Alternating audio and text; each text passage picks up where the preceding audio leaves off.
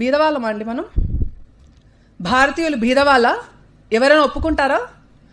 India is a developing country అని మనం రాస్తున్నాం, చాలా అద్భుతంగా ఉంది. డెవలపింగే, ఇంకా అది మా తాతలు అదే చదివారు, తండ్రులు అదే చదివారు, మేము అదే చదువుతున్నాం, మా పిల్లలు కూడా అదే చదువుతారేమో నా భయం. ఎకనామికల్గా భారతదేశం ఎందుకు వెనుకబడింది?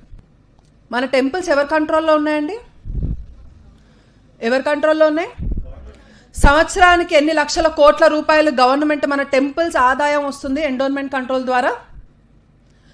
మన టెంపుల్స్ ఆదాయాన్ని మన హిందువులకి, మన సామాజిక వర్గానికి కానీ ఏదైనా ఉపయోగం ఉన్నదా? ఎప్పుడైనా మీరు ఆలోచించారా? లక్షల కోట్ల రూపాయలు హజ్ యాత్రకి ప్రభుత్వం కేటాయిస్తుంది ప్రతి సంవత్సరం. లక్షల మంది ముస్లింలు హజ్ యాత్రకు వెళ్తారు. మీరు కాశీ యాత్రకు వెళ్తారు అని అంటే ఏ ప్రభుత్వమైనా మీకు ఒక్క రూపాయైనా ఇచ్చిందా? చార్ధామ్ యాత్ర వెళ్తామనంటే ఇచ్చిందా? అష్టాదశ శక్తిపీఠాలు మేము దర్శనం చేసుకుంటామంటే ఇచ్చిందా?